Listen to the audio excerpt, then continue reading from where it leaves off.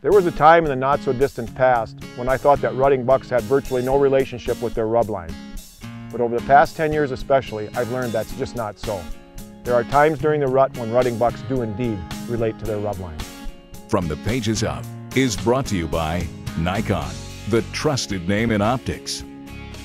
In Chapter 11 of my book, Rub Line Secrets, I wrote that hunters have long been led to believe that mature bucks never travel along the rub lines during the rut.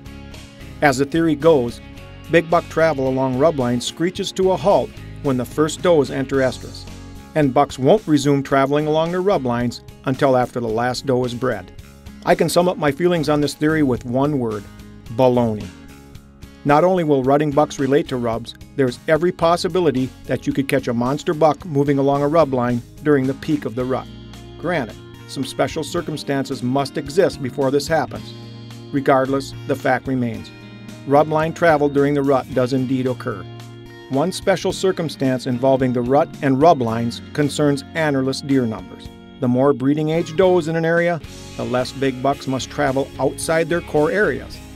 And the less wandering they do during the rut, the more likely they are to travel along the rub lines.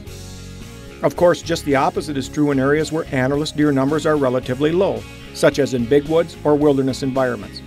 Obviously, if rutting bucks spend the majority of their time chasing hot does miles from their own core areas, they aren't going to be doing much traveling along their rub lines.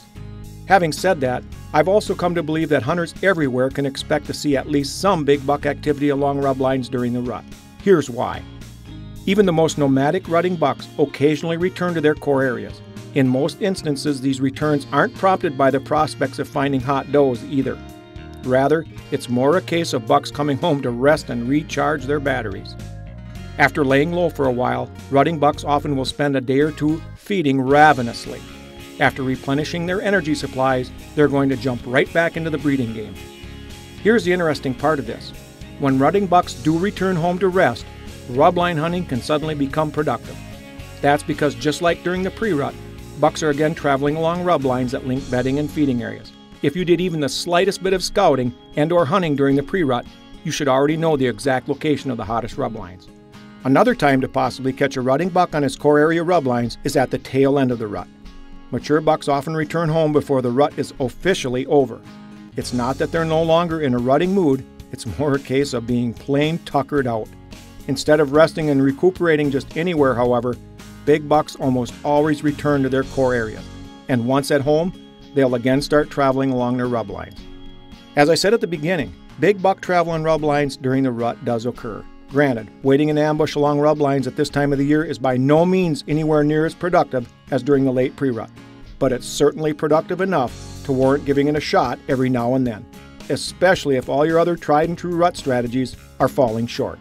Remember, hunt hard, but always hunt safe.